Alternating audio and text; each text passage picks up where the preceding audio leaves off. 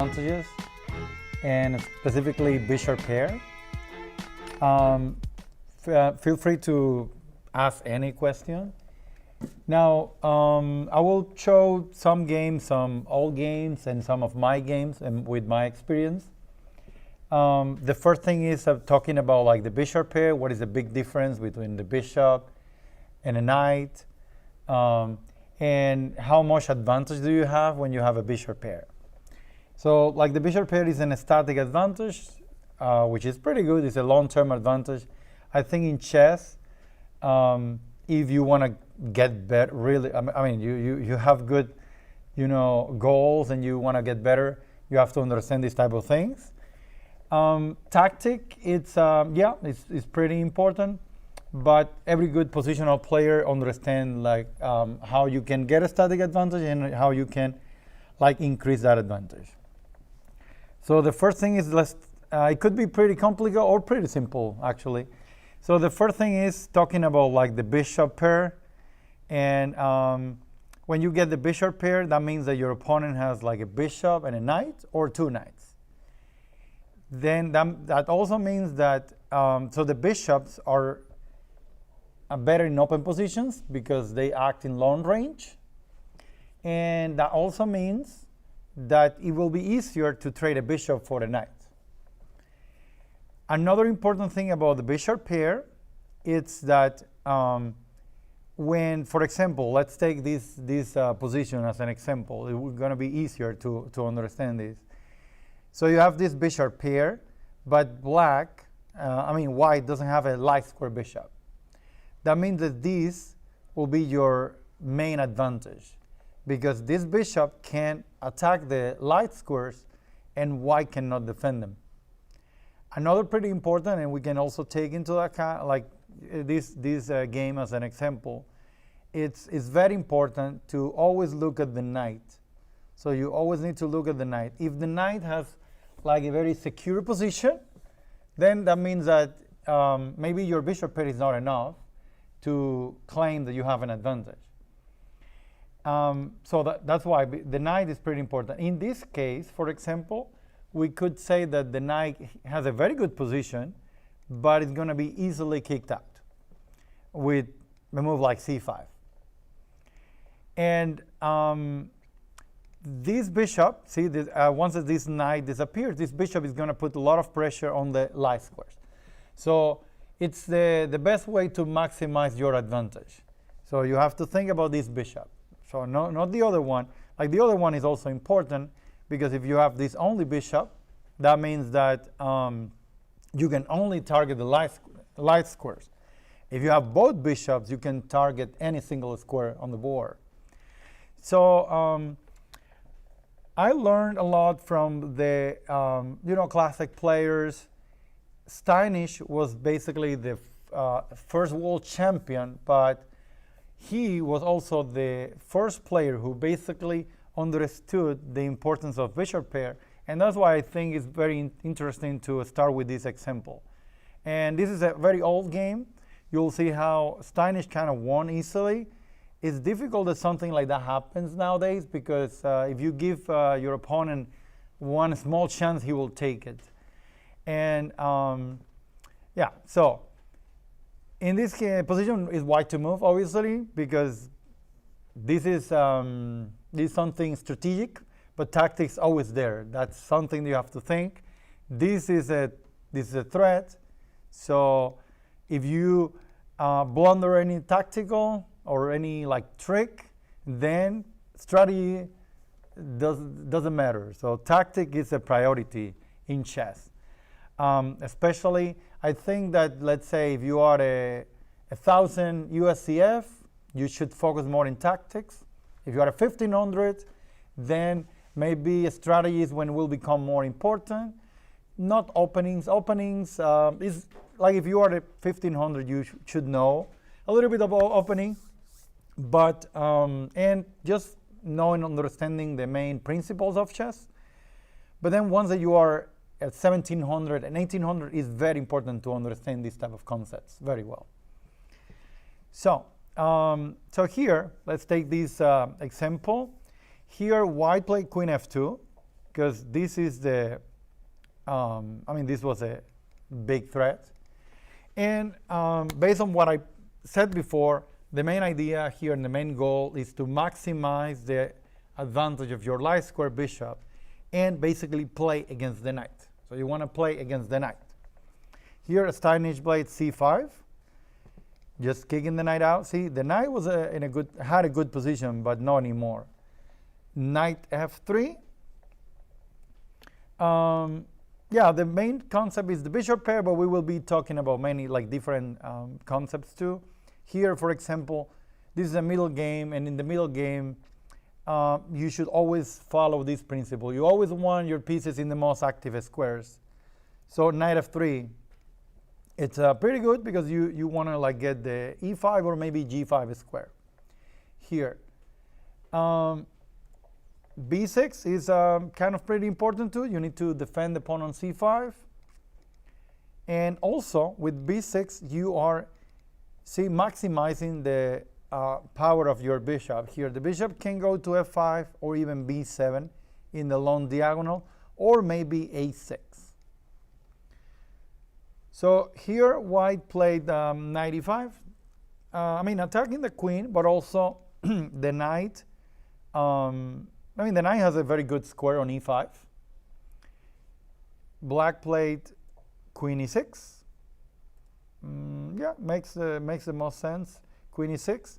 Not queen e4, even though the queen is more centralized on e4. This is just tactical reasons.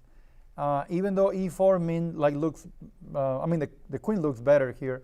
After rook a1, maybe there will be some tactics with bishop takes c5, or maybe you could just place the other rook here if you don't want anything about bishop e6, but you just place the queen in the safest square. Here, white played queen f3, attacking the rook, and also not only attacking the rook.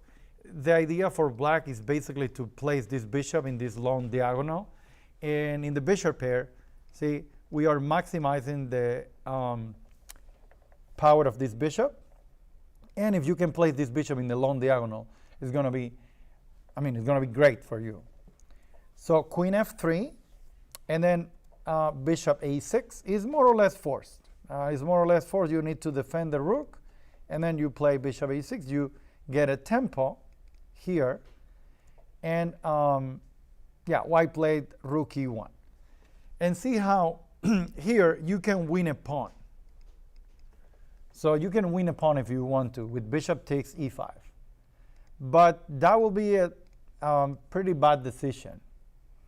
For 1 point, you are getting rid of your bishop pair if you take on e5. And the other thing is, now that this bishop disappeared and white has the dark square bishop, you have weaknesses on the dark squares. So you are making your position weaker with this move bishop takes e5. And here, so Steinitz played a very strong move here. And yeah, so we are considering this, we are considering h5, and then we are considering f6. So based off the principles, we should play against the knight. So you always kind of play against the knight. And f6 is the most logical move here. Now, even though f6 looks pretty logical, some of you might say, well, but why am I just closing my own bishop? Well, you need to make this knight, you need to make this knight pretty bad. Kick the knight out because e5 is a very good square. And f6 is the only move that you have here. So the knight is going to be kicked out. The knight has to go to g4 because if we go knight c6, then the knight is basically trapped. After, let's say, rook c8, the knight has no squares to go to. See, we have covered basically every single square. So that's why the knight should go to g4. And then, let's say that we have this move h5 or queen f5. They are kind of both fine, actually, but the knight on g4 is not that bad. And if we play h5, we are making that knight even worse. So knight f2 is more or less forced. And now let's say we have two moves, queen f5 and queen f7. Why? Well, we definitely need to move the queen because of the pawn here. And it's not so easy to see which square is better. So f5 or f7. Anyone? Oh, okay, yeah. I would say queen f5 because it still keeps pressure on g4 and d4, and perhaps later in the game it also threatens to go queen c2. And if you go queen f7, I think that's also fine as well. However, it covers less squares, even though it does give you the anchor on b7. But right now, your queen, even though it makes your bishop still kind of not as good, you can place your bishop on h6 or f8 eventually, and your queen is not going to be stuck there for the rest of the game. Okay, so you prefer queen f5. So you feel that it's going to be more, but you said the queen f7 is kind of like good too. I would say I would deeply prefer queen f5. However, queen f7, I wouldn't say would be a bad move. Okay. All right, tell me. Yeah. I would go queen f7 to put the bishop on b7 and target against the king, probably. Also to get it out, because if the knight goes to e4, you always have f5 and e, and you can win with the bishop instead of having to have the bishop unprotected. Also, if you do queen f5, you could go g4, maybe get the knight back into a better square. Okay. Well, they both look good. Now, the only difference between queen f7, because yes, with queen f5, the queen is more active on f5. You can play queen c2, as you said, eventually. And the bishop b7, we can find a way to play bishop b7 later. It's going to take more time, but we can find a way to play that move.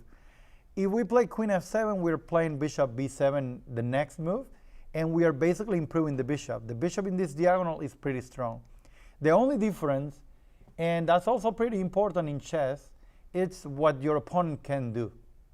So the only difference why one move is better than the other is one has a very good response after one of these moves. In the game, someone in the chat says queen c4. Well, queen c4, it's different because queen f5 and queen f7, they were both protecting h5. One of the things that we will be discussing, or like during this, I think 5 weeks that I will be the GM in rest, it's about static advantages. And pawn structure is a very important one. It's going to be the topic for next week. For example, if we play queen c4, then white can play this move f5, and we'll be weakening our pawn on g6. And if we move this pawn, then we lose the pawn on h5. So with queen f7 or queen f5, we are not worried about f5, because if f5, we can play g5 after queen f7. And if we play queen f5, there is no way to play f5. Now, so you mentioned about the move g4. g4 looks an active move, attacking move. But after we trade here, you said that the knight is in a very square. Yeah, but what did you like after you play this knight on g4? What are you giving away? And that's a very important one. Yep. I would say you're giving away a little bit of protection on the king. So, and the bishop file is more open. Also, the rook has open file, so you might be able to use that in the future against the king. Well, yeah, the H open file could be, but the most important is what you mentioned after g4. So we were talking about the bishops, right? So the topic today is the bishop pair. Which bishop is the strongest? Yep. I would say they're both pretty strong, but the light square bishop, I think, would be The light square is the strongest because it has no opposition. That means that you can attack the light squares and your opponent cannot protect them. So because this bishop is the strongest, then g4 weakens more the light squares. Now, we have to, or we want to maximize the advantage. This would be an interesting idea, maybe to play bishop d5 and get more control over the light squares. And that's basically why you don't want to do a move like g4 that weakens your position too much. So queen f5 is the strongest. Steinitz, a world champion, the first world champion, played queen f7. He thought that this was okay and can play bishop b7 next. But the problem is after f5 that was played, this is the best move, he played g5. Here there are these two moves, rook d1 or h4. Now, yeah, it says there, let me see if I can just take away all of these arrows. So we have rook d1 or h4. Now the problem here, so what do you, let's flip the board now, because so the idea is to maximize the advantage with the bishop pair, but also when you're playing against the bishop pair, you need to know what to do. Now, which would you say is your worst piece here, worst minor piece? Yep. I would say a dark square bishop. Okay, you will say the dark square bishop. Same? Yeah, same with dark square bishop. The knight is worse than the dark square bishop, because look at this knight. Where can the knight go? Yep. If we play rook d1, then later in the game, or right now, the knight could go to e4, h3, d1, and then later in the game, perhaps d3 as well. Yeah, I mean, this will be, so all of these squares are in light squares, and it will be, even if the knight goes to e4, it's going to be a very good target for black. And yeah, it makes sense that you say, well, e4, the knight is so good here, it's in the center. But it's going to be a target, and the knight is definitely not good. Now, white has a move that can find a good square for the knight, and that move is h4. So with h4, the move that he missed, you can find a good square for the knight. Now, see how black played, or can play bishop b7. This is the strongest move. Then queen g3 and g4. And now, where should this knight go? d3, you mentioned, well, but d3 is not so easy to play it. And I will have like other, I can also attack this pawn, f5. Yep. Well, right now, the knight can't really go anywhere unless you sack on g4. So right now, Which is not good, so we're not going to sack that. so Yeah. right now, I think I would play rook d1 or bishop to f4 in order to try to free up some squares for the knight. Yeah, but after that, it's going to be tough. And if we play rook d1, it's going to happen very similar to what happened in the game that you will see. The best move is this, knight h1, because the knight will go to g3. So we'll do queen f2, knight g3, and the knight is now in a very good square because we'll be attacking h5, which is a weak pawn. See how one move can change everything. White doesn't have any other attackers on h5. No, but that means, so this is the principle of weaknesses. That means that you have to, so if I have my knight here on g3, I can move my knight anytime. Can you move your, like the piece protecting this pawn? No. So I'm picking the square. And now, can you kick my knight out of g3? No. My knight has a very good square here. f5 is a weakness too, because it's in light squares. I don't have any light square bishop. And my knight will be protecting f5. So with a weakness, it's still a weakness because it cannot be protected by a pawn. And you can attack it with the knight. It's true that you don't have any other piece, but that makes your knight pretty good here on g3. This is a very difficult move. Also with queen f2, knight g3, you are coordinating all your pieces the right way. Now, white didn't find that, and this was definitely a key moment because after rook d1, bishop b7, that was a Steinitz idea, queen g3, and now you can see it's not a coincidence that f5 is the main weakness in this position. If we take the pawn, and when you're winning, your main focus should be always consider opponent's options, like restrict your opponent's plans and try to find your opponent's counterplay to avoid it and then to defend that counterplay. Here, the only counterplay could be some queen c7. Like if you take the pawn, then the rook takes, queen c7. And it's a double attack. There might be some queen d5 later, but well, often queen takes a2, maybe you play queen c7 immediately. And why get some counterplay? So it's better to not give any counterplay. Okay, so this is the type of position that you can take as a puzzle.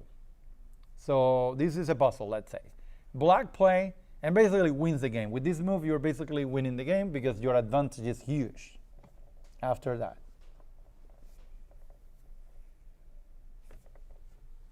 Did you see it immediately? Okay, tell me the move. I like a couple moves. Oh, well, you can only, couple moves is as a when you're in your thinking process, you have to consider a couple moves. Doresky, he recommended 3 moves, like you consider 3 moves for candidate moves. So tell me your main move. H4. H4, okay. Why? It makes the queen bad. It rids it at the diagonal, so you are free to take the pawn if you want, but you don't have to because the queen is also very bad. I feel like there might be some magical counterplay, but not a whole lot, so I feel like it would be fine. Now tell me something bad about H4. So this is all good, but something bad about H4, and it's very important for our topic today. Yeah, so you tell me. There's a couple moves, but I think queen g4 maybe? Or Yeah, queen g4, but not about like move, more about the concept. Yep. It overexpands your pawns on the king side and opens the g4 hole, as well as perhaps white to get some counterplay on the king side, which right now you are pretty evenly split with the pieces. However, white has most of their pieces on the king side. The G4 hole is a very important one because we were talking about like the knight is not a good piece, but after H4 you are improving that piece, the knight. See, it's going to move the queen to H3, basically only move, so that the knight can get into G4 later. Still better for black, of course, but why? So the thing is, it's not a weakness, it's a strong square, but about like weaknesses is you don't want to give your opponent a weakness if you don't have to. You don't have to, then better play another move. Any other idea?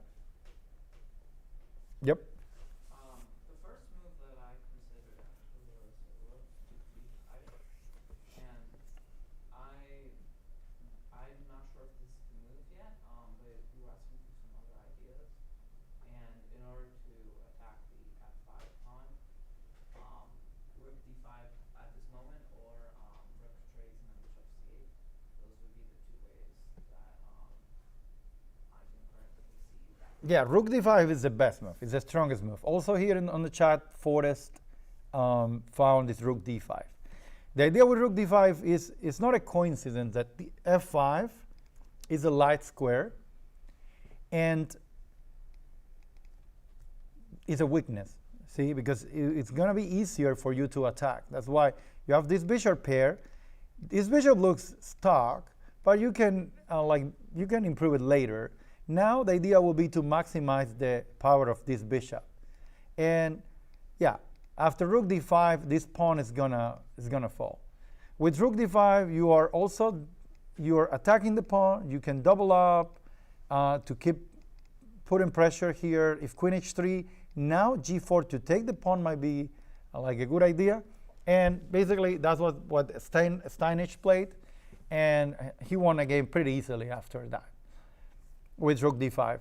You can see how in these Grandmasters games, like one move is enough to lose the game. So he didn't take the advantage of like playing h4, and now the game is completely lost.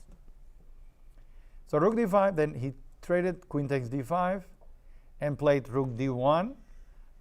Difficult to give white an advice here. So black just took the pawn on f5. Queen c7. Now usually when you take a pawn, because you have to spend some tempos taking the pawn, your opponent should get some small initiative most of the time. Here it's not like super crazy, it's just simple. Then how should you defend the bishop? Always prioritize active squares. Always the active move should be your main move, like the best move that you, the best move. Bishop d5. Yeah, bishop d5, right? So centralizing your pieces. Usually the pieces should go toward the center. B3. Then we're not gonna go super like deep here because the position is completely winning. Just to see how like Steinitz just improve all his pieces, see playing with all his pieces. Rook e8, now attacking the bishop. C4, well, bishop f7. Now the bishop is safer here. Bishop a8 might be good as well, but he just wants to now that he got a pawn to maybe defend and avoid any type of like counterplay. Bishop c1. Yeah, rook e2, and the game is completely winning for black. Here, when you have a position like that, the idea is to avoid tricks. So your opponent is gonna take advantage of any like crazy move because your opponent is already lost. So it's gonna take a lot of risk. Queen c2, queen g3, you take, and queen b8, king h7, queen g3, bishop g6, just taking, just waiting and not like allowing any type of counterplay. So h4, what should you do? G4 or takes on h4? Yep. I would go g4 to try to keep the position close because if you play takes on h4, your pawns are sort of weaker, but it also gives the queen the open platter. Exactly, and to avoid any type of counterplay, just g4, simple move, knight d3, and then queen takes b3, taking advantage of this pin, and yeah, white resigned here. Well, resigned after this, but yeah.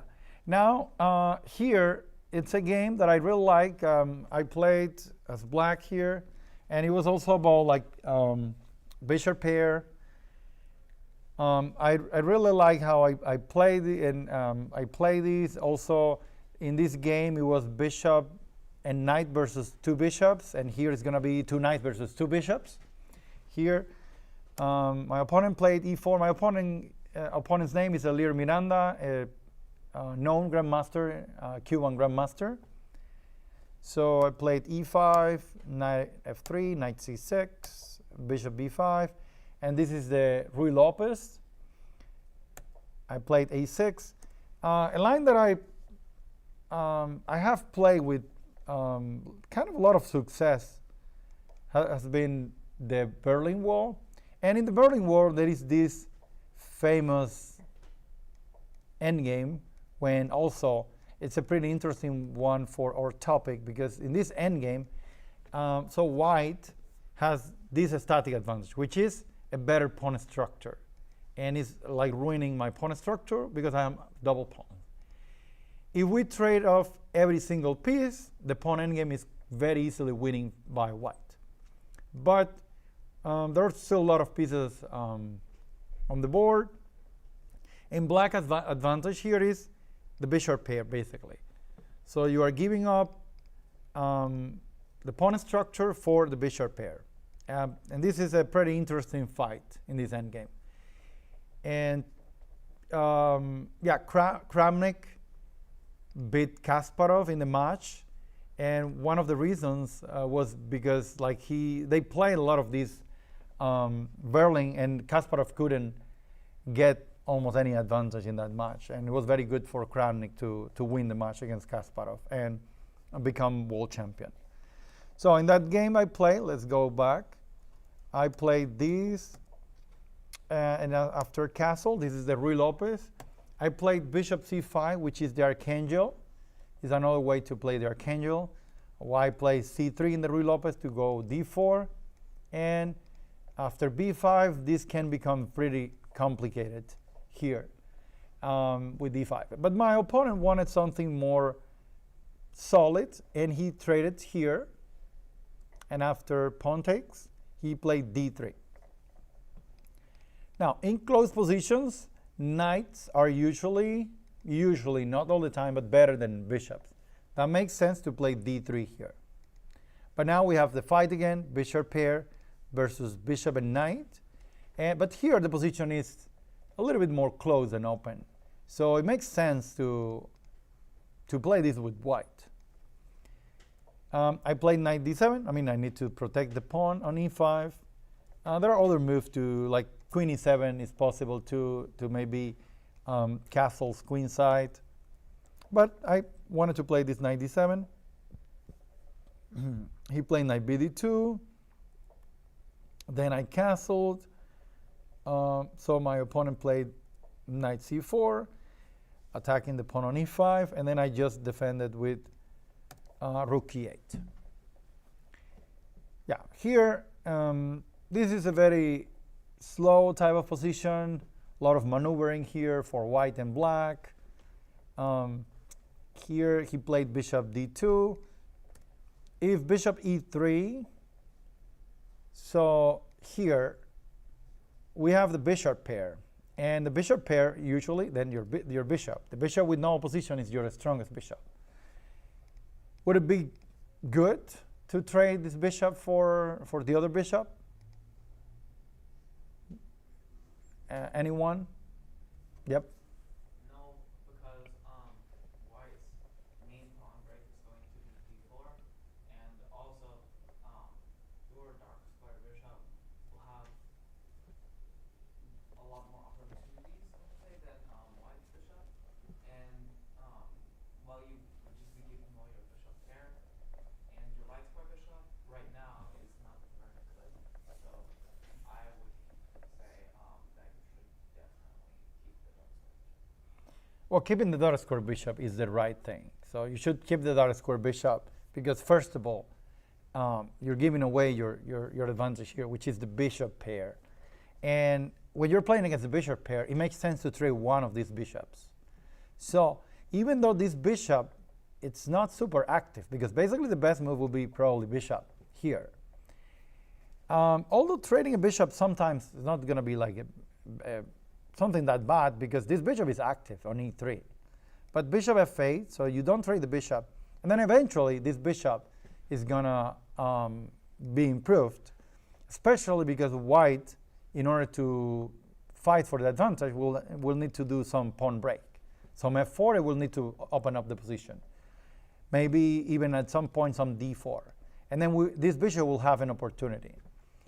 So this is a long-term advantage, and also you need also long-term plans. Even though this is not something super, concrete. Tactic and attacking, initiative, this is more concrete. Static advantage is just long-term, and you think in long-term. You improve your position step by step. Here, my opponent played bishop d2. One of the ideas why he played bishop d2 is because one of his plans is to do knight h4 to continue with f4 at some point and maybe go in knight f5. But right now, my queen is protecting that square. So he wanted to play bishop c3. That will force me to either play bishop d6, when he could trade my bishop for his knight, or I will have to play f6, and then he could play this knight h4, knight f5. I still thought that was okay for me, so I played bishop f8. Another thing why I played bishop f8 is when you play an opening, you know like the plans of the opening. So every opening that you play is very important to understand the plans and understand the ideas, because that will make things very easy for you when you get into the middle game. So it will be very easy to find the best plans because you already know the ideas. And usually the best moves are linked to those ideas. Anyone plays the double king pawn here? The double king pawn, so e45. So e45 as black. No one? No one plays here? Because this is a typical position that you will get when you're playing against the Ruy Lopez. And here, so one of the plans for black is to improve this knight. Because the knight, so I play knight d7 to protect the pawn on e5, but the knight definitely cannot stay on d7.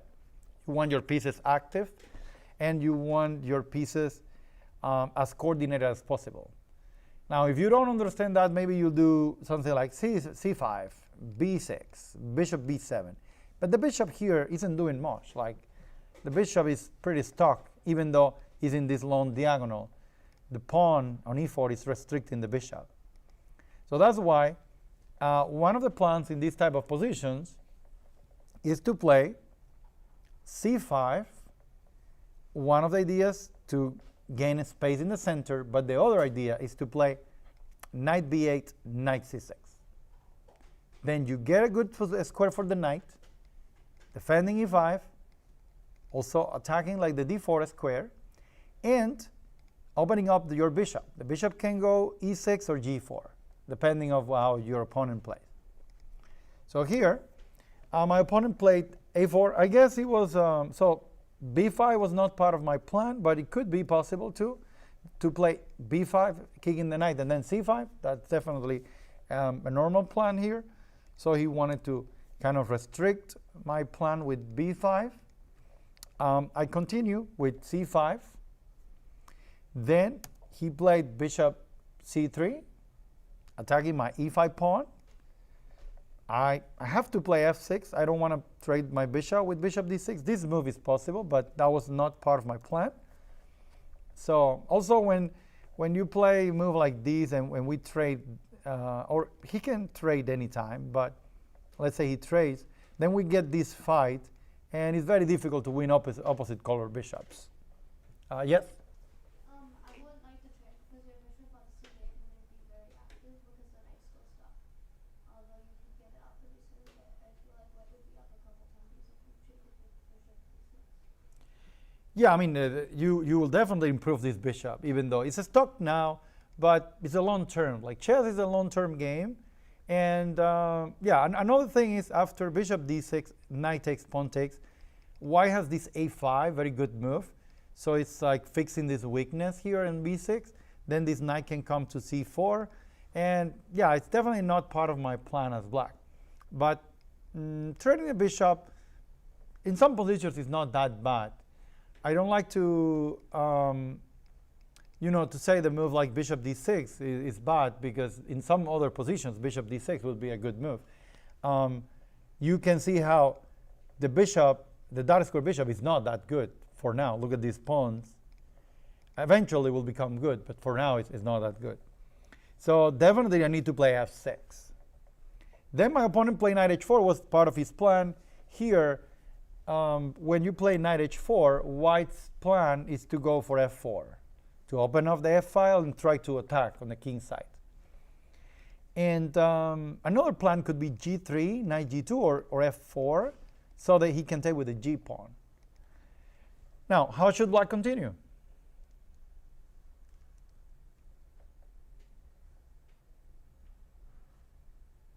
All right. Yep. Yep. Well, you could probably just continue with the plan of knight to b8 and knight to c6. Exactly. See, knight to b8, knight to c6. It's very easy when you know the plan. It's very easy when you know the plan. But that's the thing, if you just study any opening you play, you will understand the plan. Knight b8 to go knight c6. Now, something pretty interesting about this position is, look at my pieces. All my pieces are on the back rank. However, black's position is fine. And it's based off the bishop pair, especially this bishop, which is pretty good here, covering all the light squares. And even though my pieces are on the back rank, they're not going to stay there. This knight is going to come to c6, the bishop e6. Then eventually this bishop, I could go g6 later, or play for b5, the knight on d4. And these pieces, they look good, they could be bad later. So it's just a long-term plan. So he played f4. I took on a f4 that you definitely have to take, because just one small mistake. After knight c6, let's say if we trade here, this pawn becomes weak, because there is no pawn that can protect this pawn on e5. And this is not something that you want to do. Also, when you have the bishop pair, one of the main ideas will be to open up the position so that the bishops get active. takes, rook takes. Yeah, this is definitely not possible. Bishop takes f6. So I just continued with knight c6. My opponent played knight f5.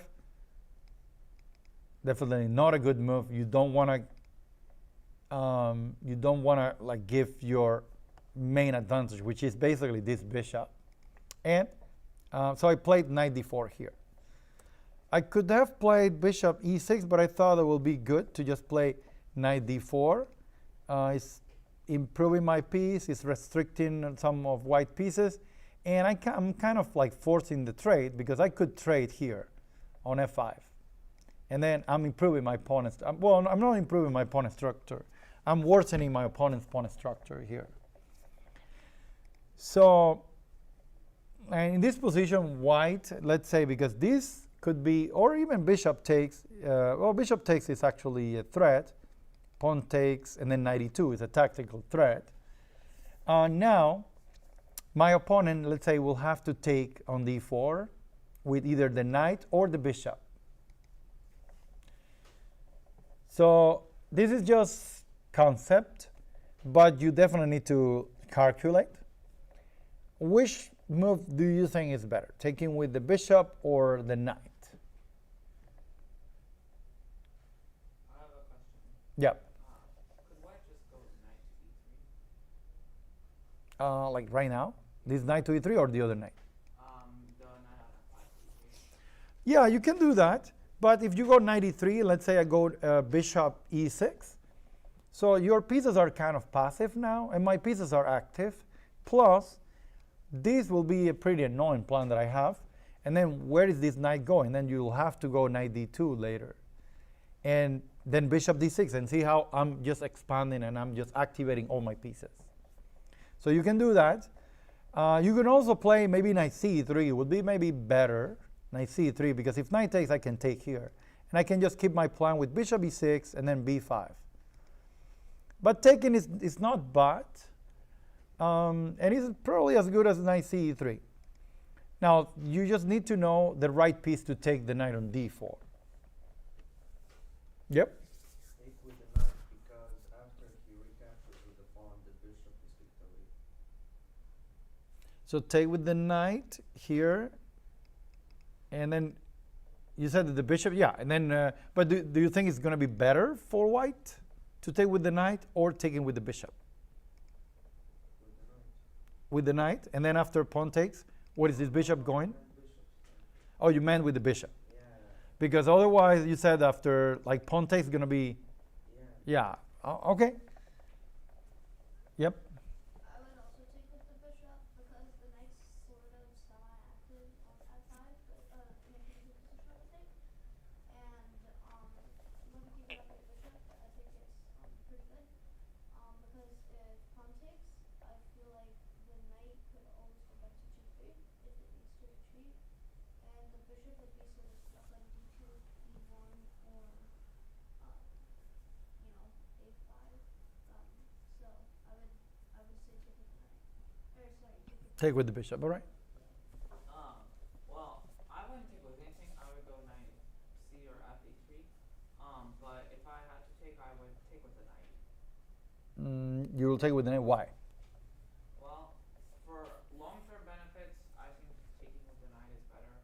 For short-term benefits, I think taking with the bishop is better. And the reason I would like taking with the knight is because I can remount my bishop on e1 and have it go to the f to g3 or h4 squares.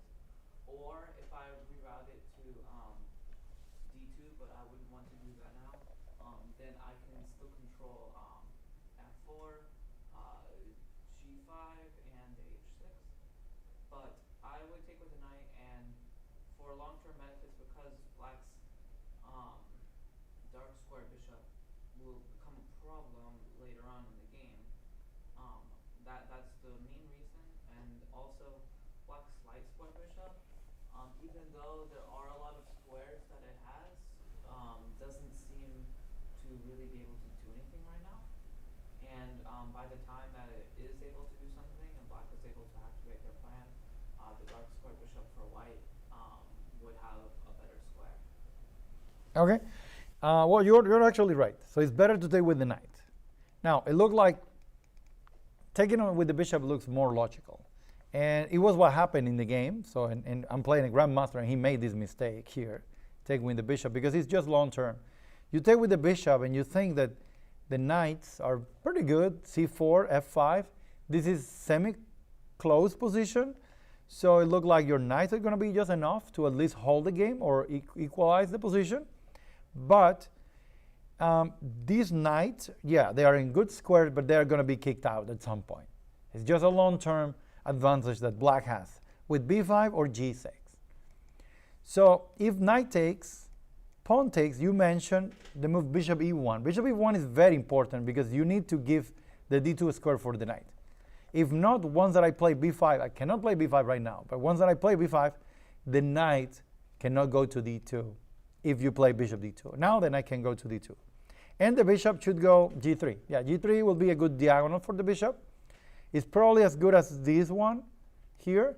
So bishop e1 to go bishop g3. Black has an advantage, but it's not as big as here. When now, yeah, now he has to find ways to basically try to fight for equalizing the position. But the position is already bad. Why did he withdraw? When he played f4, one of the ideas is going for the attack, but he understands that it's not attack. And one of the ideas that I'm doing is g6, bishop h6, and he doesn't want to give me that tempo.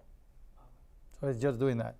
So he played rook f1, and then bishop e6, just normal. Now my plan is to play b5 and g6. So just kicking the knights and improving my... Oh, he played b3 just because I was also taking here. And I considered b5 here, but I thought that it's going to be better to just keep that option open and not playing right away. So I played g6, knight g3, and then b6. The reason to playing b6 is I want to play b5 later, but first of all, I would like to do this, and then playing b5. And I cannot play like that, or I thought that I couldn't play like that, because then white can play a5. The computer thinks that even after b5, this is just too good for black, even though my pawn structure is not great, and then c2 is pretty weak.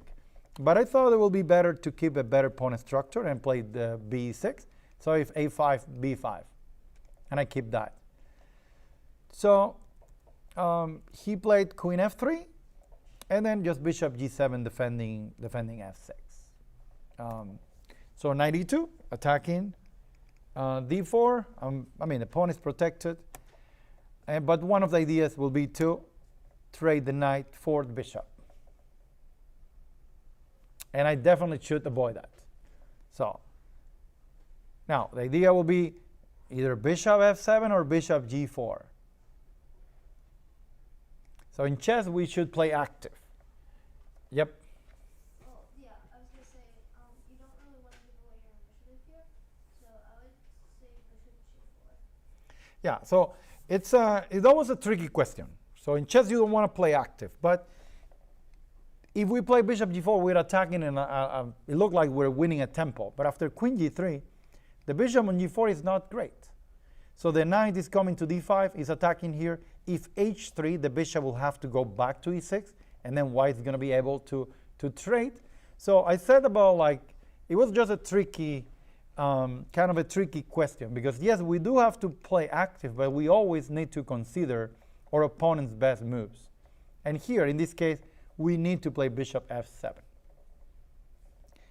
Here he played king h1. I was actually expecting this move knight d5. I was expecting this move knight d5 because if bishop takes, pawn takes, rook d8, it looked like I'm getting the pawn. But he has this strong move d6. And then if I take, then he takes here. So my idea was to play f5 to open up the position even more. and prepare more this move, rook d8. And black position here is just great. Here, my opponent played king h1. Now rook a d8.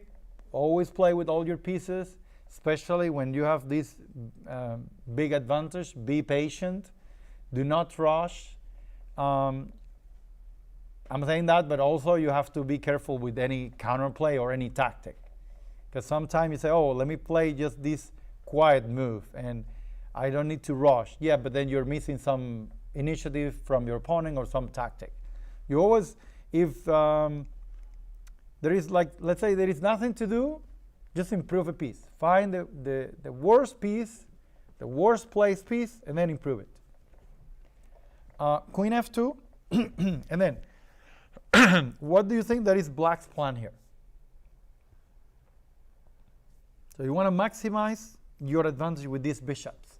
And when you have the bishop pair, one important plan is to do what? Open up the position. What else? Kind of say what I think the best plan would be here for black. Okay, so you said open up the position. How can you open up the position here? You can do f5, you can do b5, and you could even do g5, although I will tend to wait to do that. And for the light square bishop, if we do f5 and antagonize that pawn, then light square bishop, once we get rid of the knight with bishop h6 for the dark square bishop, then bishop on d5 will be a very good square for our light square bishop, which also cannot really be targeted later in the game, of course. So I would do, I think, f5 here. Okay, well, f5. Any other plan? Yep, okay. I would go b5 probably, and I would also maybe try g5. I would go b5 and then try to just kick the knight out of that square, so you don't really have to worry about that.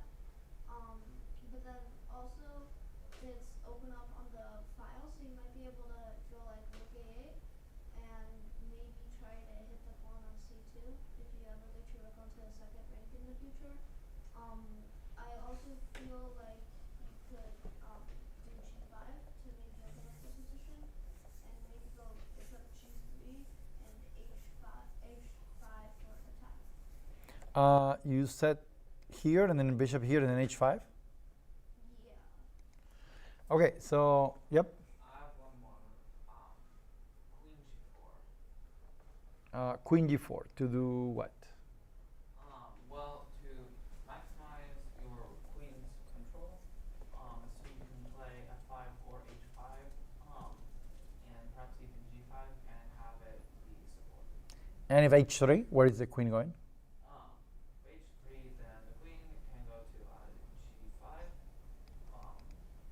and then you cannot really attack the queen, and also you're still preparing f5 and other movements. All right, well, so first of all, let's talk about g5 as a plan. No one said, so someone said that as a plan. So the move g5, you're kicking the knight, but you have to be careful with giving away like big weaknesses, because one move can change everything. You play g5, so white is in a difficult position, but after g5, we are kicking the knight, but we are weakening what? We are weakening Our f6 pawn, and also we're giving white identity to attack our d4 pawn.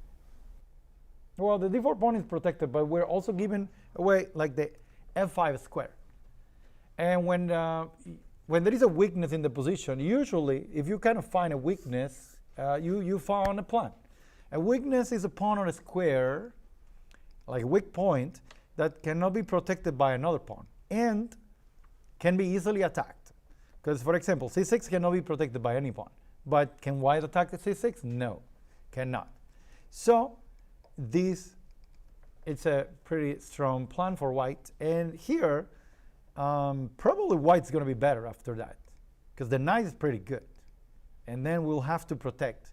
And maybe we'll need to trade the bishop for that knight, but that means that we are getting, or we are keeping our worst bishop, this bishop here. Now, f5 seems interesting, and then you are also following the plan, because with f5 we are opening up the position, which is what we are supposed to do. But after maybe even pawn takes, queen takes, we're also giving the e4 square to the knight, and even though f5 or maybe 92 right away, so the pawn takes, knight takes, even though it looks kind of fine, it's giving some small thing. It's just some small initiative to your opponent. And it's better if you don't give any initiative at all, like any initiative at all. Now, the best plan will be to play b5. And if you play b5, where should the knight go? Yeah? To D2. d2. But then it will be good to maybe attack the c2 pawn. The c2 pawn could become weak. So here, my idea was to do this. Prepare b5. So that the c2 pawn will become weak, or maybe the knight can come to a5. But then the knight is going to be on the edge of the board, so which is something pretty good for us. And now we did some kind of maneuvering, see? Now the good thing about weakness, which is also another static advantage, is we were talking about that in the previous game, is when you find a weakness, see, you should attack it.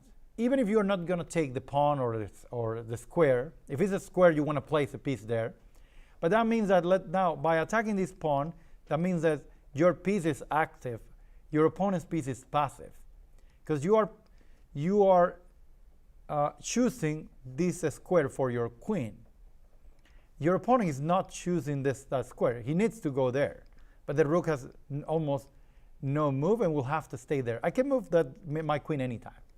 So it's like an advantage that you are increasing here. Yep. What about C3? After B5, then knight E2, would a possible plan be C3 for white? For white, well, it's going to be tough to play C3 for a couple of reasons. First of all, I have like full control of that. The second reason will be with C3, let's say even hypothetically speaking, let's say white can play c3. I'm going to make sure that when white plays c3, the d3 pawn will become pretty weak after that. Because, yes, you are getting rid of this weakness, but then you are adding a new weakness. Plus, there is also now the f5 idea that could come. So it's going to be difficult for white to play c3. Also, how can we play c3? So you will need to do this, so you will need to worsen your piece in order to play c3. Well, if 92, then the d3 is going to be pretty weak. He played this 92 later. So I played this. So for example, he could play c3 now if he wants to. But then the d3 pawn is going to become super, super weak.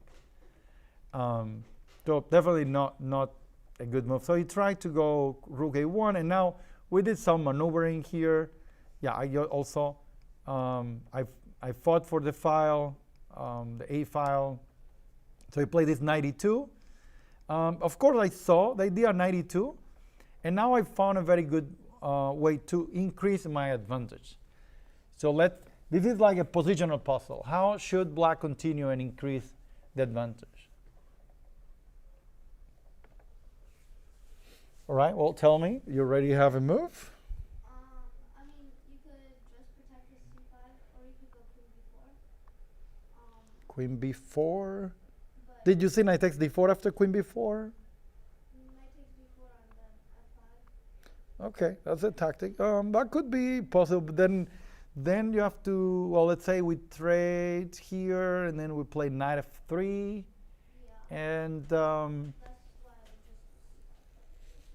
then c5. If we play c5, then that means that this pawn is going to be difficult for us to target this pawn, the c2 pawn.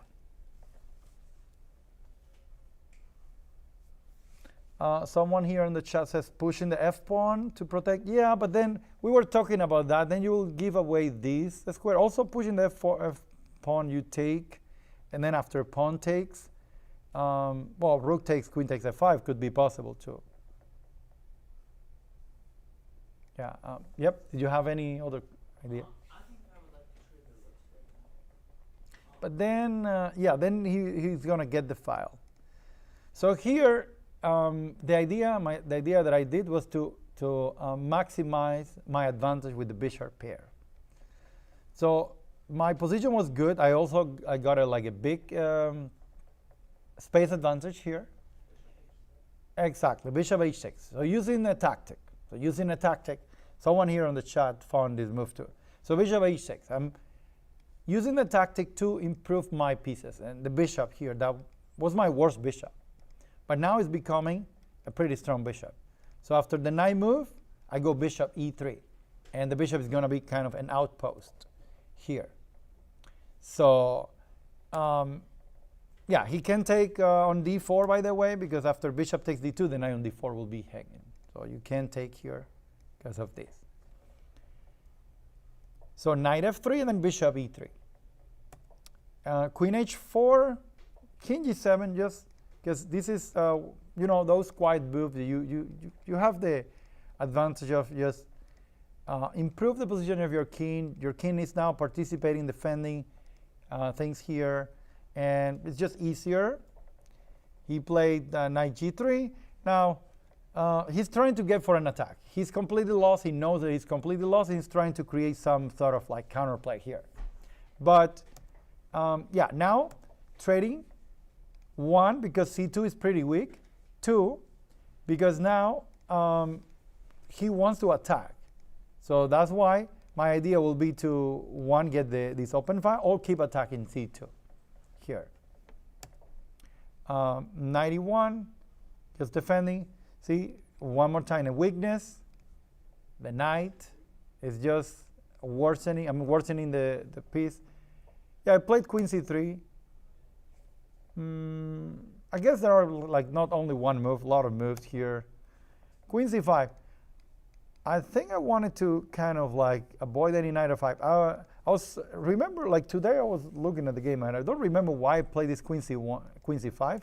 I guess it's more prophylaxis, because if you play here, maybe there will be some sort of like counterplay, and I just wanted to avoid that. And against queen g4, I can play bishop e6. So yeah, just bishop e6, and I'm also restricting the queen. Now the rook can go to a8, and the position is strategically lost. All my pieces are great. The rook can come to a2. So he played rook b1. And here, yeah, my advantage is just massive. Massive. You can see how I pushed all these knights. The knights were on f5 and c4, and now I managed to push all these knights.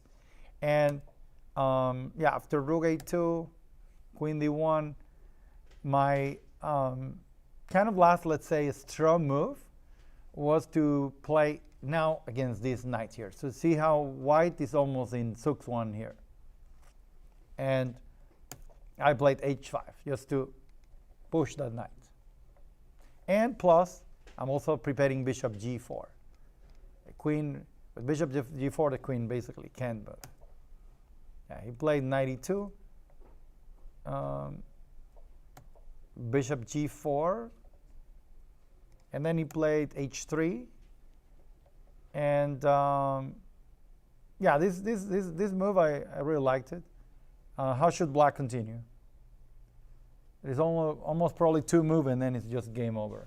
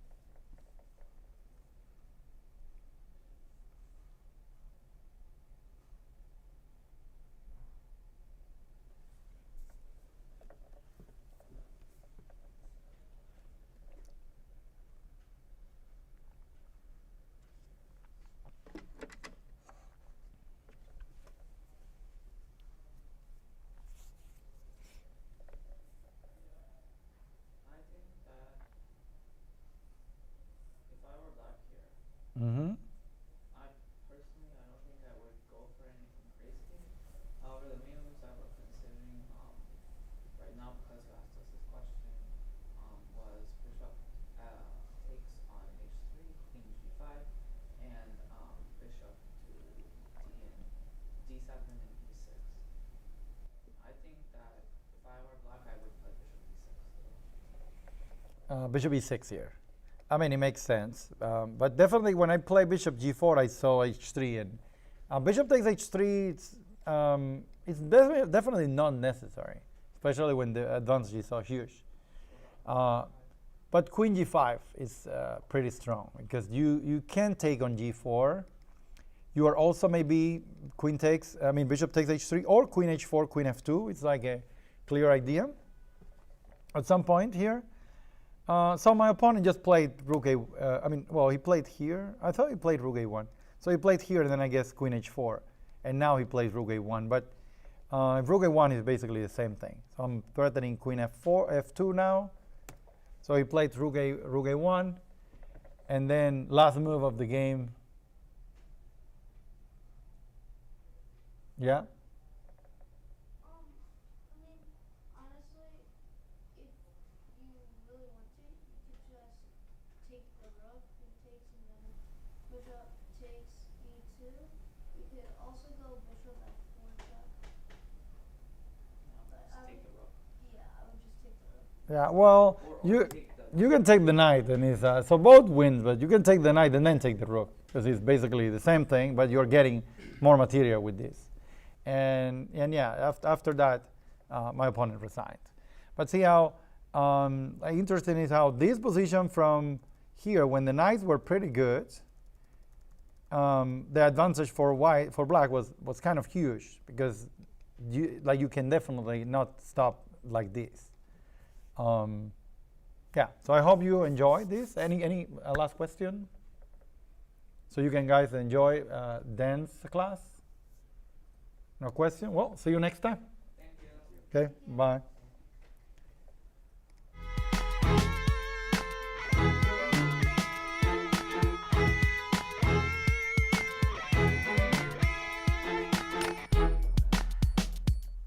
Oh, did I close this chat here or no?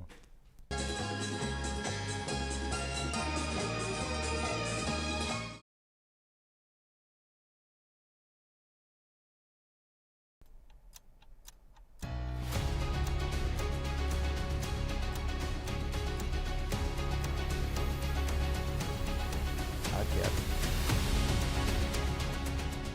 Hello everyone, this is Breaking Moves. I'm Grandmaster Denes Boros, and we are going to talk about games where the lightning strikes from the blue, bolt from the blue that is.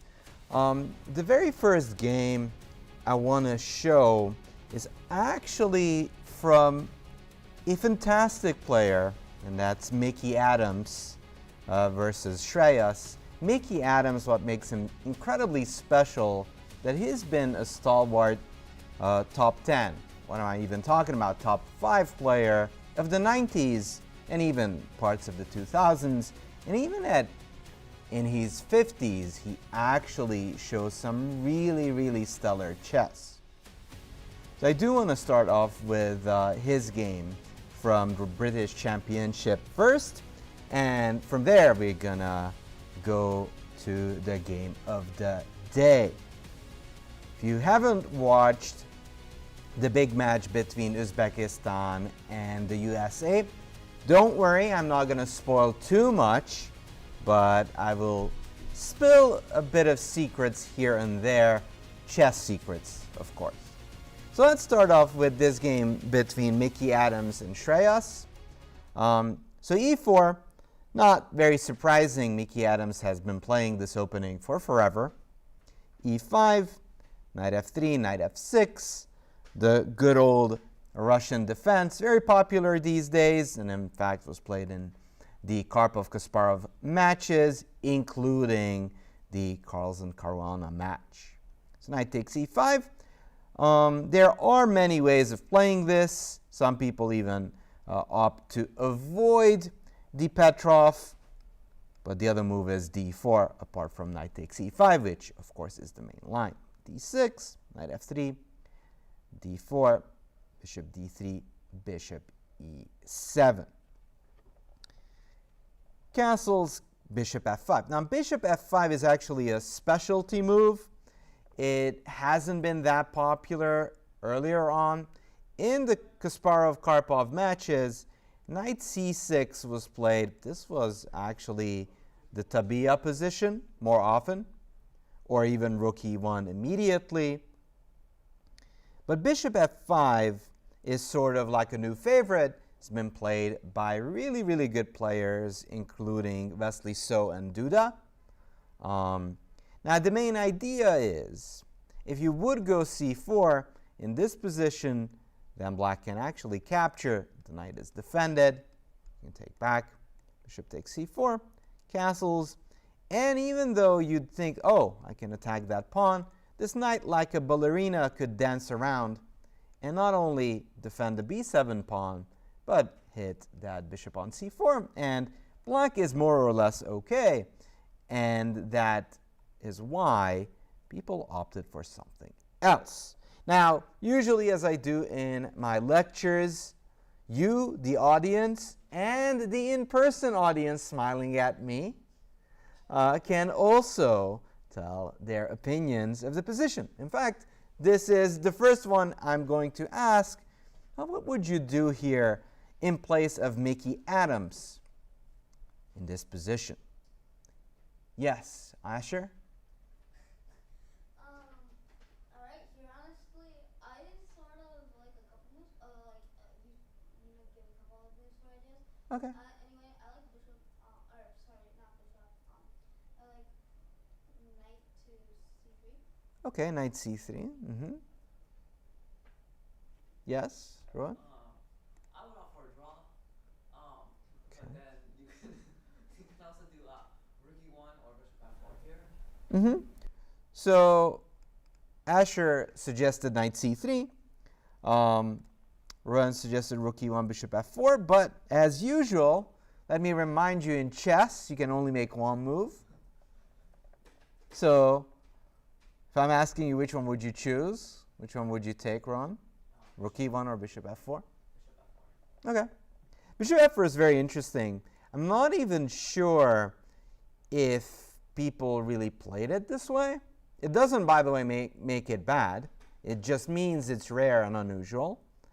By far, rook e1 is more popular, and that's actually the move that Adams played.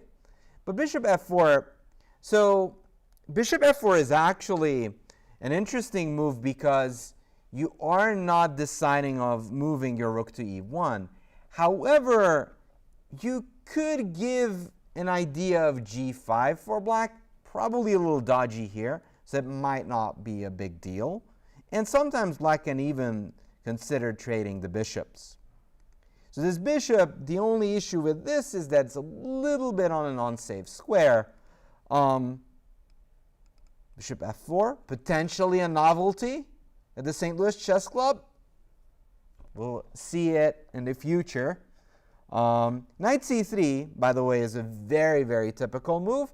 However, there's a difference, and I'll show it why it might not be as great here in other positions, like takes, takes, takes, queen takes. And black actually can go pawn d c6. Most of the time, Ash and I'll show you this one, like they would go knight c3 here. Actually, it might just transpose this way. Takes, pawn takes. Not exactly. It feels like the same thing, but it isn't, because here black can just put pawns there. I mean, you can go b6, but then your knight is somewhat loose on c6. Yes? Yes, Asher? What's up?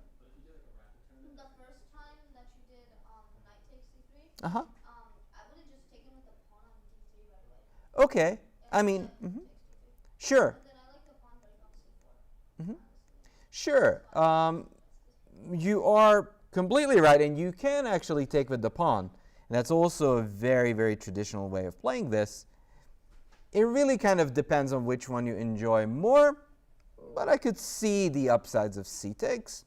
But still, the only thing that I'd still mention here, that compared to the other position, black can actually go pawn c6, and by no means is forced to put the knight to c6. In fact, maybe even potentially give up the pawn you don't actually want to take it because I can go knight f6 and pick up the pawn. So this is all very playable. I'm not saying it's not, but it kind of shows the idea behind black withholding that knight to b8. So he goes rook e1, castles, knight d2. Same old, same old. Mickey Adams wants the trade, but without his pawns getting damaged. It is okay for black to take on d2, but white would get a pleasant pair of bishops and a decent position. White can try forever to try to prove the advantage with literally little to no risk. So goes knight d6. And bishop takes f5 is something you would consider here. But if you do so, you're actually helping black mount some pressure on d4.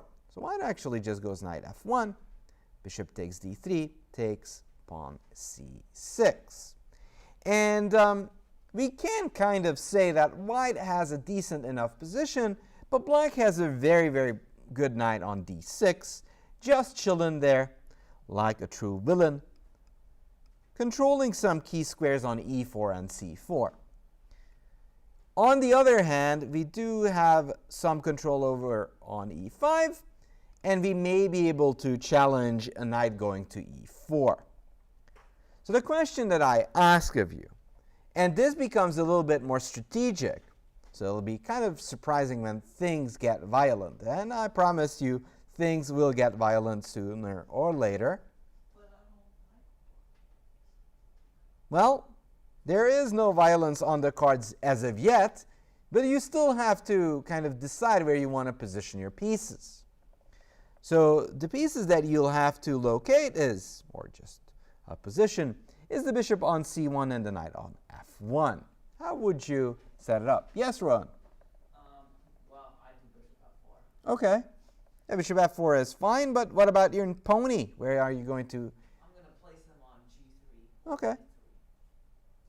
Can only place it on one place, here or here? G3. G3. Okay. Ron, B or E3. No. Well, that's fine. G3 is fine. Asher, what's up? Okay. I don't really like the bishop f4 idea too much. I would go knight g3 right away probably, and then maybe Okay. bishop e3. Maybe try to play a more standard solid position. Mhm. I also might try this. This would be my second idea. I don't like it as much as knight g3 and bishop e3 though. But making knight d2 and c4, although it blocks your bishop, but it does give you a pawn break, but it gives you an isolated pawn too, so I would try that second. So, actually, so what Asher was saying is that he'd prefer to get the bishop to e3 or go for ideas of knight e3 and c4. But let's be honest, Rowan was right all along. Yep. The thing is, you can play with isolated pawns, but there's always some dangers involving with that. In fact, so there's a little bit going on. If you can choose between hanging pawns or an isolated pawn. So here, if you even try to do this, having hanging pawns is a little bit better than isolated pawns because at least you can move forward and create a passer in the long run. Whenever you go for an isolated pawn, your biggest enemy is running out of pieces. So here, the only reason this is not fantastic is that black will be able to blockade your pawn and your attack is nowhere near decisive and you don't really have active enough pieces. That's why in this case, Ron is correct. And in general, try to put your pieces closer to the center squares. Bishop e3 is a little bit too passive, and it kind of is just gets blinded by our own d-pawn. Bishop f4 eyes the ponies and also controls a key square. So knight a6, knight g3, knight c7. And even though white has a tiny little bit of an edge, it's not that easy to break through, because what white has is one only e file, and if you can't use that, it's not going to win you a game. You at least need to find another way through. And here actually Mickey Adams chooses a plan that I think Wesley did some time ago against Hans. Talking about Wesley, though, he was, by the way, one of the heroes of the USA-Uzbekistan match. And for the rest, I shall not spoil. But here, Mickey Adams plays quite a nice little move, somewhat surprising, however, still very much justified. And if you're a Larsen fan, Bent Larsen. So if you're a Larsen fan, you know which move I'm thinking of. Yes, well, knight f5, he's not much of a trader. Larsen wouldn't want to trade a knight like that. No. It is for white, yes.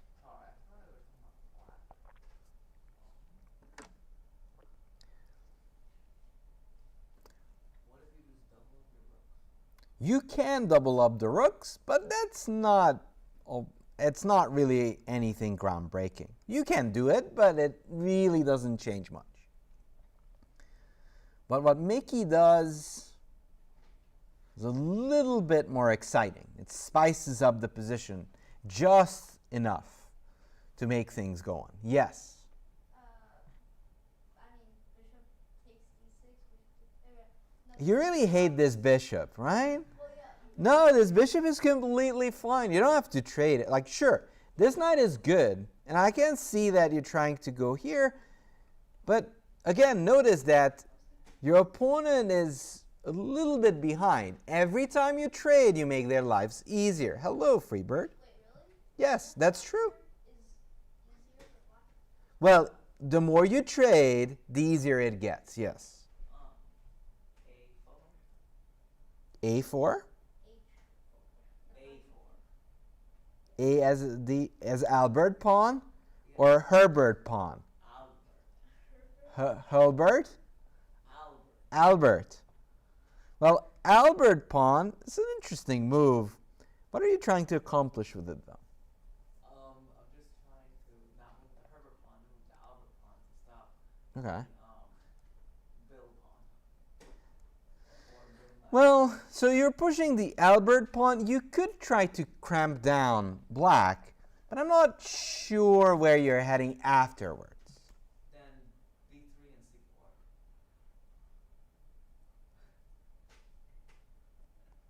Sorry, we gotta just read the chat messages. Asher? Wait, what? Oh yeah, I was reading the chat messages, sorry. Okay. Honestly, I also like 95 here, but like, what's wrong with knight f5? So there's nothing wrong with these moves, but as I said, you're trading. So if you look at from the perspective of where your pieces are at, white's pieces are congregating chiefly on the king side. What about black's pieces? It's more on the queen side. So I wouldn't want to move my pieces away or start playing on the side where my opponent's pieces are at. And especially with these knights far away from the king side, it might be a good idea to get aggressive. You could also go knight e5, and that's actually kind of the direction I enjoy a bit more. It's probably even better. Oh, I was gonna say takes on e7 if you wanted it. Well, I can also read the chat, but I don't think that's too great. I know, I would. And also, like, this knight shouldn't be underestimated because it can show up on e6 in due time. And you said, Larsen, I thought immediately about Herbert 4. That is correct. The Herbie pawn is on the action. We lose the pawn. But you get compensation Oh, no. If they take, we get the compensation called Of a piece. of a piece. Yes. Well, actually, almost like in the rook on the 7th file, if they try to go like rook c8, they get rook e7 and then you. I mean, if they want to defend it, then there are more casualties to come because we attack the lady and we go for the exchange. I missed that. Or you could go rook e7 and just win. Sure? And then if you go knight b4, then you could go bishop Yeah. e5, and then you could go a4. So h4, let's try to make sense of this move. Even if you don't believe in it, you can try to make sense of it. Well, what would you do next as white? What could be an idea be? H5 Sure, you can push the pawn. What else? to G5 or knight to G5. Or knight at g5. So Herbie can start rolling to h5, but it can also help us out with knight g5 ideas and put pressure on the h pawn. So black, of course, goes knight e6 to cover all those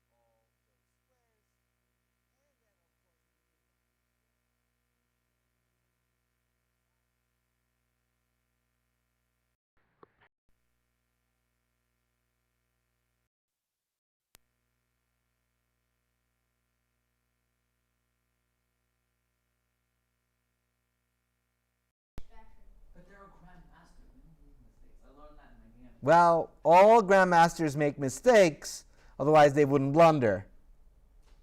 Hint, hint. So rook e8, very normal move. h5, because this idea of knight g5 got nullified by this knight jump. Mickey goes, pushes the pawn. All right, so we are going to switch him roles now. How would you defend here as black? Give yourself some time. Might not be as apparent as you think it is. Or it might be. For some people, maybe. For some people, yes. Wait, what about So what would black do here? How would you play here as black? Late night stretching is good for you. You should stretch your other hand too. Very good. Knight G5. For black? Okay. Knight g5. It's very you're living life dangerously, Rowan. Oh, yeah? Oh yeah, for sure. But it probably works. Probably, because this bishop is getting a little bit overworked. But I can give you credit. Like, you're trying to trade and you're sort of in a bit of a pickle. But I don't mind knight g5. Yes, Sasha. okay, I got two moves. Bishop f6. I only want one move. I know, but like I'm just gonna give you my options. You can't give me your options. I only want your final decision.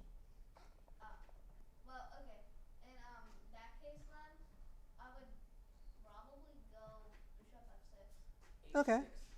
or knight c4. Okay, so Rowan is asking himself the big question. Knight g5 or h6? Eeny, meeny, miny. No. Give me a reasoning why you choose it. I chose knight G5 to attack white's knight. However, And then you chose h6, however. well, no, I mean, knight G5 to attack white's knight. However, Okay. we still might have some knight to H4 ideas, but then we get Okay. E4 square. Uh-huh. And H6 to stop the pawn, Okay.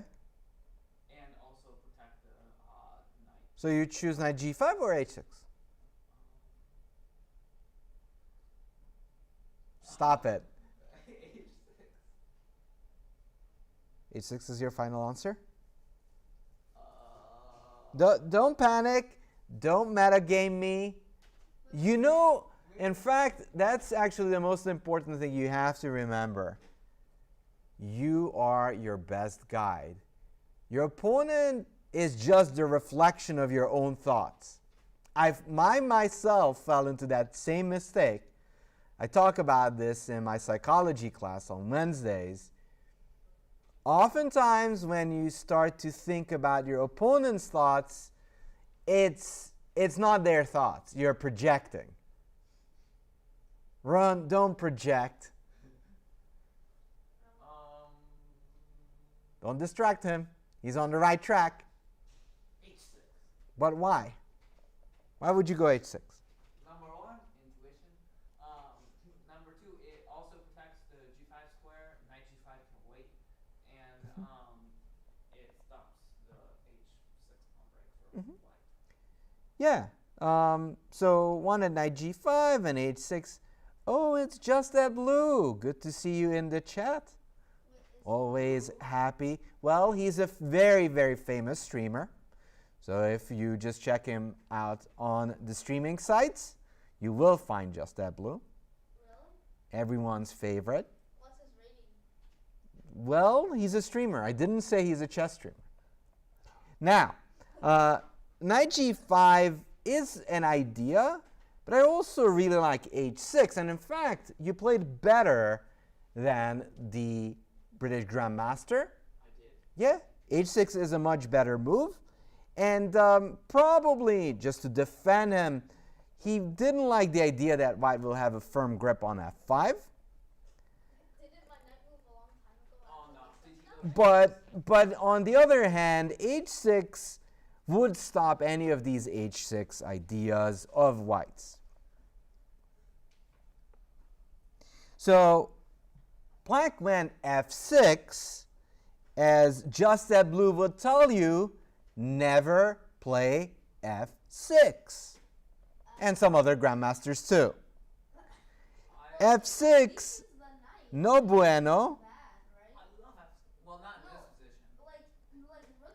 So, It weakens the knight on e6, and then your bishop can go back. and so we take, H6 can still be Well, played, I and then see knight bishop on F5 4 as well. exactly. So now, Mickey slyly induced this F6 move. Now he took, and now the pony comfortably jumps on F5. And that knight is a monster. So Queen D7, but that knight itself isn't going to make it rain, which we'd all love to see. Doesn't really matter where you're at in the world currently. Now, that knight needs a little bit of a backup. How can we actually help out that horsey? Knight h4.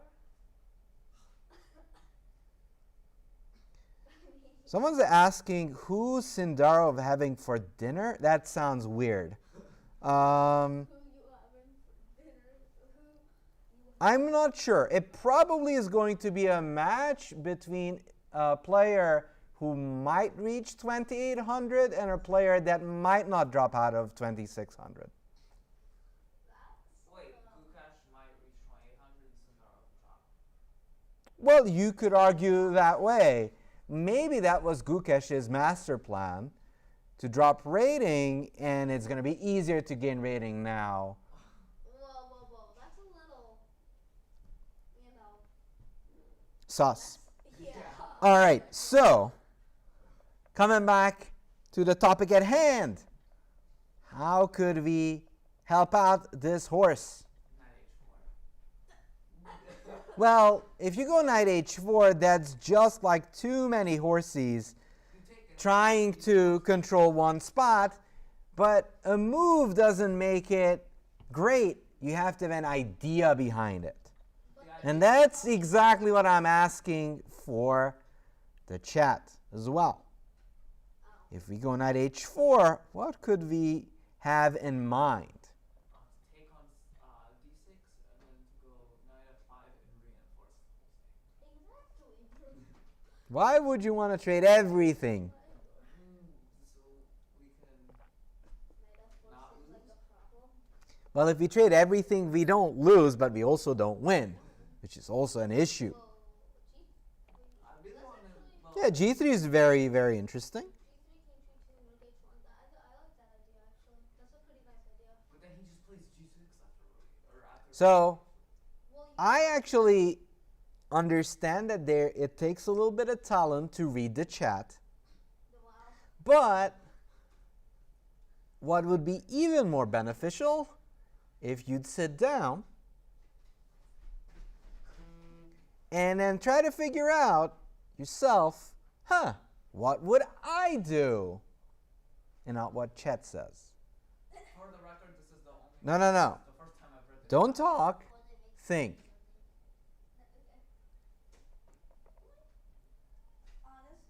Honestly, Honestly, don't talk, think. H6. Don't talk, think. So there was the idea of G3, knight H4. We've seen the idea, but I'm not being critical with any of them. We have this idea of bringing the king up, but what could be the idea of knight H4? Sure, we could try to trade, but at the end of the day, if the point of having this pawn here is to stop black from going G6. So if we go H6, they will push and then chase our knight away. But then can't you go on passant? I have a Oh wait, question. oh no, you can't. Not really. Could you just go G4 King G2 in the same idea? Well, if G4, knight F4 is. Yeah, I get that, but like you could still take check and maybe they get the open file. But I think Check? some- What check?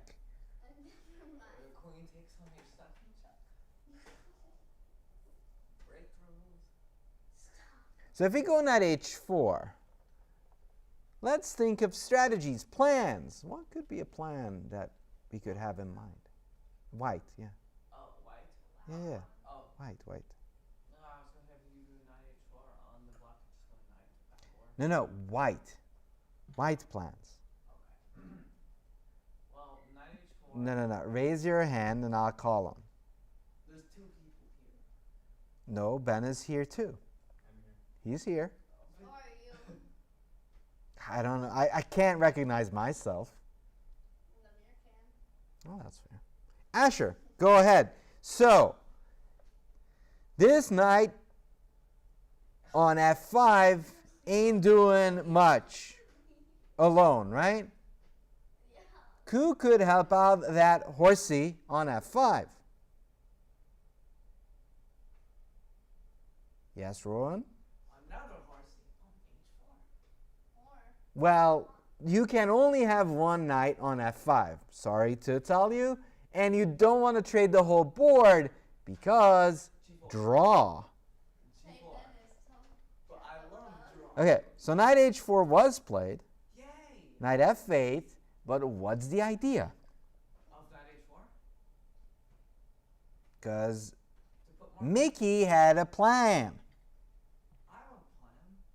I don't. Exactly. Now you've been just talking, but no plan so far that I could detect.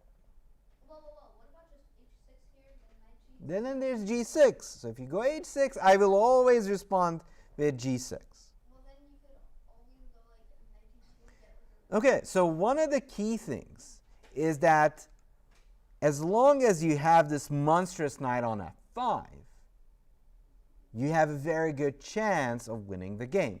Once you voluntarily kick it out, no bueno. Aw, it's not good. It's no good.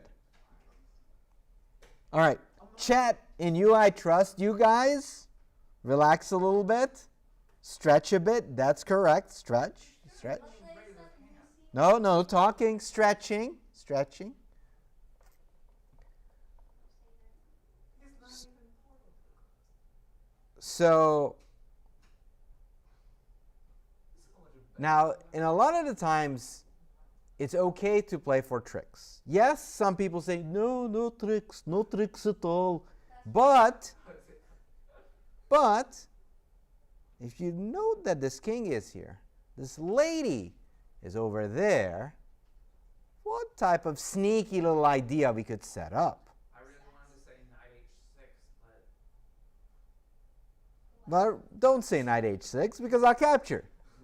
Now, but okay, so let's take it a little bit more seriously. if you want to make that knight h6 idea work, what do you need to do to make that happen? Asher? I was gonna say, I mean, honestly, Without that dropping a piece, of course. I mean, there was a sack I saw, but okay. I mean, honestly, I was gonna say knight takes g7, queen takes g7, and then knight to f5, and then queen to d7, and then So, knight to h6 check. maybe. Then it seems like So, sort of Chet is saying correctly, how about we get them lady over to g4? okay. Just pin. Just set up the pin. You'll have this knight h6 ideas on tap. So bishop c7, queen g4. And Mickey is really good at slowly squeezing black's position, and black can barely move. So king h8. Here comes pawn to g3. And the issue is, as long as white doesn't let up this grip, you can't ever break free. Like anytime the g pawn pushes, if they go full French, we go en passant. We go even more French. So queen f7, king g2, c3. Just slowly improving the position. a5, well, he's struggling because there's not a lot that he can do. Rook h1, and again, slowly hinting at some nasty little ideas. Rook e4, and here comes knight g6 check. Takes, takes, rook takes, pawn takes, rook e4. You were right about the violent part a while ago. Well, the violence is about to be upon black, Wait. because even though it feels like that black can untangle, he's going to be too late. Rook e1, indeed. Black goes g6. Whoa, this seems sort of bad. Hey, congrats, Fred Zugs. And here comes the big idea. And you'd think, oh, finally, black is about to survive. But the answer is going to disappoint all the fans of the black position, because it's going to collapse in a single move. Rook takes h7. That is correct. Oh wait, that's King takes. that's crazy. And here already black gave up because roteto potato potato, thank you. The king cannot tell. The king can't really run away, and it is checkmate over there. And it's a good game indeed from Mickey Adams. Slowly built up the position, and bam, it was over. Yeah. Yep. But you should kill the chat. Now, chat, it's time for me to show you the game between Sindarov and Hikaru Nakamura. This actually been played from the USA-Uzbekistan rapid match that concluded not long ago, a couple of hours ago, but I'm not going to spoil it. Only thing I'm going to say, and I'm just going to repeat that I said earlier on, Vesely did it very, very well, but the match was super tight. So e4, e5, this is something you may have seen before, but this time Sindarov goes for d4. Knight takes, bishop d3, d5. The funny thing is, black even has this funny looking move, dropping the piece, but it's actually not dropping the piece because there's d5, and the only place white can go is dropping back, but then e4, and you are... Then on e5 and trade queens. Well, yeah. Sure, you can trade queens, but it's going to get into an ending which is roughly balanced. So, d5 is, of course, the serious main line. Knight takes e5, takes, and knight c3. A lot like what Asher wanted in the other game. Knight takes, b takes, and after castles, white goes queen h5.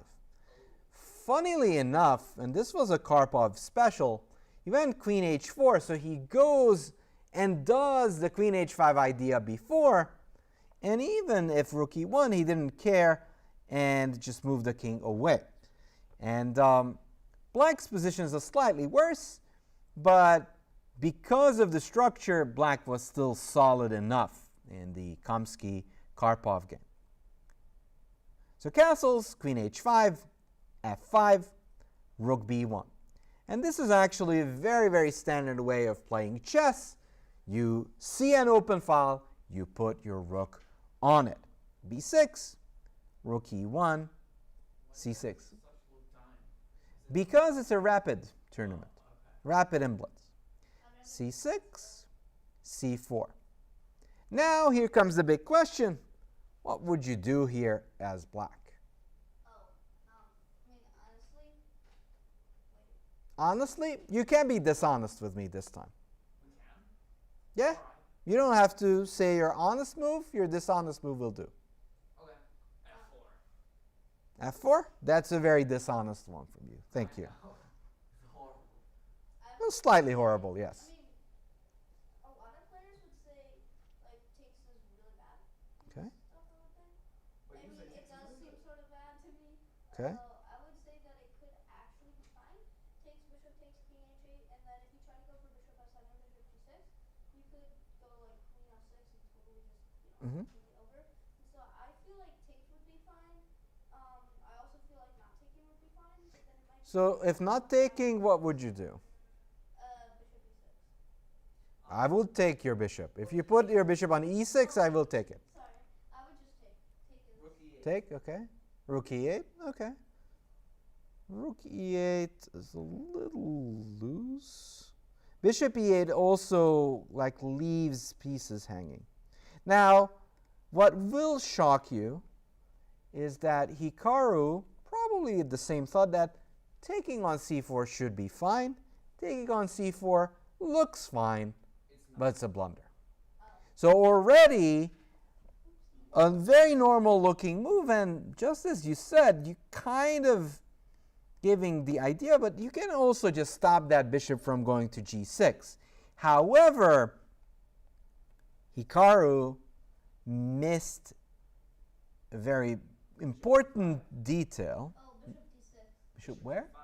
Bishop g5, indeed. Not bishop d6. Bishop g5, and you can't really block. Queen c7, and now as the queen can't go to f6, bishop f7 is very annoying. Now, Hikaru was banking on h2, but of course, Sindarov ignored that pawn. It's just a measly pawn. Bishop f4. And still, it's not over, but Sindarov finds another strong move. Not incredibly difficult, but still a strong one. Rook e7. Of course, rook e7, rook d8. Well, what? Well, is this like just lost or something? White has a big advantage, but you still have to find the right moves. Bishop g6, I go h6. And Hikaru holds on, barely, but holds on.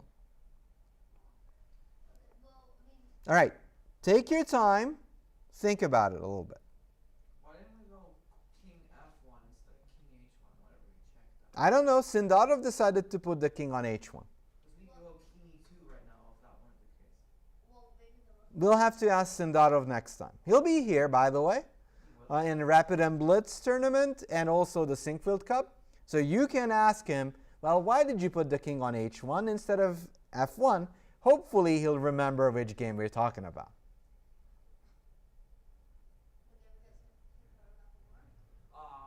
Rook Well, that's fair. If you add the game against Hikaru, rook e8. you could go rook e1. No, rook e8. That's what Chat was suggesting. Rook, what? Who? Chat. Is he the grandmaster?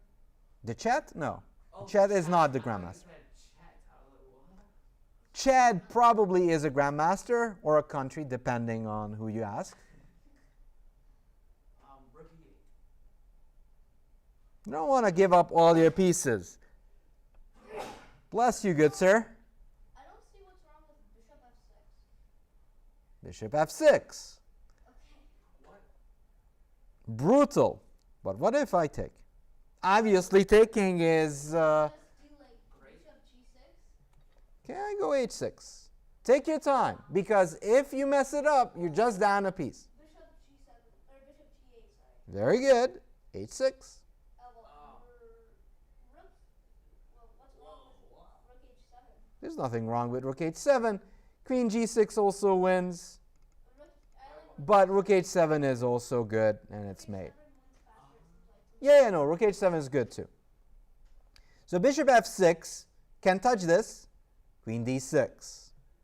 Whoa. I mean, I guess that's semi. He didn't spend any time on this. Wait, what about rook b1? Rook b1, illegal. The rook is already on b1. I meant the rook b to e1. Rook b. I will take your bishop. Oh wait. So you do have to pay attention to your opponent's moves. That's actually a very good rule of thumb to follow in chess. Bishop takes on g7. I take back. Then bishop to g6 check. Well, queen takes. Rowan. Yeah, so takes, here takes. Oh, then Then we're sad. Even if you take, you're running out of stuff. This is your last check, and I probably block. Or you can even take if you want to take Probably, like this. So the interesting thing with these things is that black is probably better. Yeah, actually, you're right. Most likely much better. But the interesting thing is, if you check with an engine, if nothing's left on the board, one side has a rook and two pieces versus the queen, the position drawn. The queen is that strong that oftentimes it can counterbalance the other pieces if the king is not already in trouble. Here, I do think that black has a big advantage. Yay!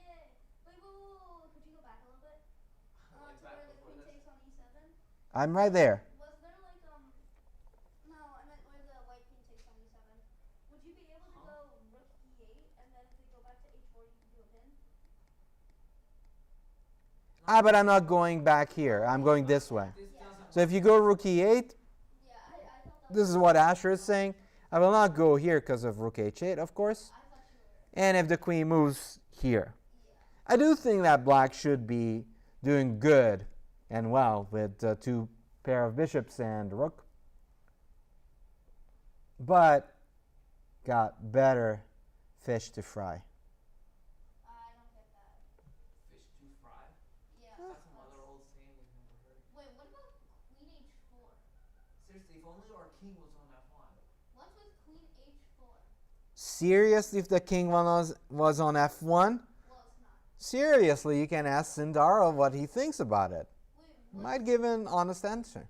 what's wrong with queen? But I actually don't know why you need the king on f1. Not right here. He moves back. I mean, I get it. I can imagine that the king would be on f1, but I don't know what's the difference. Because then you stack on h7 and mate. How do you like the king doesn't disappear from the board. I want king e2. Yeah. So the issue is, okay, I'm going to entertain the thought for a second. Everyone bear with me. So here, here, here, here. The thing is, first of all, I'll trade this. The other problem is anytime you'll get this idea, I'm just going to make a couple of moves. Even if this would work, I have bishop h6. Yeah. So the whole idea of moving your king isn't going to do a whole lot. No, but then you double up rooks on h1 and if bishop h6 then you just take it. But I can go pawn to h6 too. Like I can just go pawn to h6. So it was like, if I've just lost moves for no reason, but I can just go pawn h6. Well, then you can take, but it's a bit far-fetched. Yeah. Okay. So and also with king f1, there's a lot of danger lurking on that diagonal, and usually the king is safer here. The open file too. But you guys have been doing fine so far. queen d6, but here both of you just gave up. And Chet, you also gave up. Come on. Come on. Do better. You guys were going with it, then we went and got sidetracked with king f1. Do better. Bishop what? Bishop g5 seems like a valid move, I'm not sure how to play it. What's wrong with bishop h4? Well, I guess I will lose it because I just moved the bishop to f6. Why? Well, 1 second. Well, if we go if we do something like bishop g6, though, black can just go h6, right? Oh my gosh. Oh wait, no, never mind. What? Yeah. What's wrong with bishop g6? No, Okay, so black goes h6. Wait, bishop g6. Oh, then Black you does not say- go h6. What do you mean? It's legal. Okay, so Asher's saying I can't go h6. No, you can't. Let's see if Hikaru made a legal move. Yes, it's a legal move. Yay! But is it Hikaru knows how to make legal moves. but is it Asher, bad? don't dare move to stop checkmate, Asher. What about bishop? go against Hikaru like that. What's with bishop h6 though? What's up with that? Like, why h6 when you can do? What's up with bishop h6? This is not a Seinfeld skit. You take on This is not a Seinfeld skit. This is a serious rapid game. Why is he laughing Bishop so takes on much? g7. Check. Yeah, just take it. Check. Yep, of course. You take it. And Here. now, Beat greedy as always. no, So bishop to take h7. No, queen Bishop to h7 and then bishop to e5. Wait, what? No. no. Okay, so check. And then bishop to f6. Check. Right. Bishop to f6. Check. So you guys just like giving stuff away and not taking stuff? Well, what? Whoa. Bishop What f6. can you King take? g8. Oh, if you go bishop bishop f6. takes 8. Wait, no. No, if you go bishop f6, if the king goes to g8, then you go to queen g6. And Bishop then takes it's h6. mate, right? Bishop takes h6. Did I tell you guys before that greed is good in chess? Yes. You told me it was bad. because So? I was too greedy. No. one time. Wait, what's wrong with bishop f6 though? Doesn't that win? No, bishop takes f8. Exactly, take that rook. Please. Please take that rook. But you can also go bishop. You can also go bishop f6. But then queen takes, easy. Queen takes is highly illegal. Not according to the current rules of chess can you take on f6. Queen takes e7. Maybe they'll change them in the future. Yeah, but you're up a queen and lots of stuff. Exactly. Now, after bishop h7, and that was actually the final blow to poor Hikaru's defenses, and that clinched the World Championship challenger, his win. And of course, here he gave up. That is Hikaru. It was a big win for Sindarov. I have a question. Yeah, go ahead. How many moves was this game long? Like it seems so short. I thought you counted how many moves this was. I need to relearn counting. No. You need to relearn counting. Wait. When you played h6, could you have gone bishop h6 instead? Bishop h6, you take with the queen because it's pinned, Oh, okay. right? Like it's pinned over there. That Where you makes just sense. sack, Yeah. sack, Okay, that's everything. right. Yeah. I love these type of positions. Yeah, these are very, very dangerous And dynamic. and dynamic. And we'll see how Sindarov will do later on, even here in St. Louis. It's Wait, against what's the two championship right now? What's the tournament? St. Louis Rapid and Blitz. Coming right up. Wait, is Gary Kasparov playing in that one? Gary and Kasparov, probably not separately. If they're participating, they participate together. Wait, That's- so is I get what he you're saying because Gary Kasparov? Is he Yes. playing Is he playing? in the Rapid and Blitz? St. Louis I Rapid and don't think so. Usually he plays in 960 tournaments if he participates. Blitz? Like 60 years and older? Seniors? Is that what you mean by No, that tournament that you're referring to just happened. The seniors and junior tournament. Yes. He was there? Was he there? I did not check. I don't know. think so. In any case, thank you so much for being here. Hope you learned a thing or two, Thank you. and hope to see you in the future as well. Take care.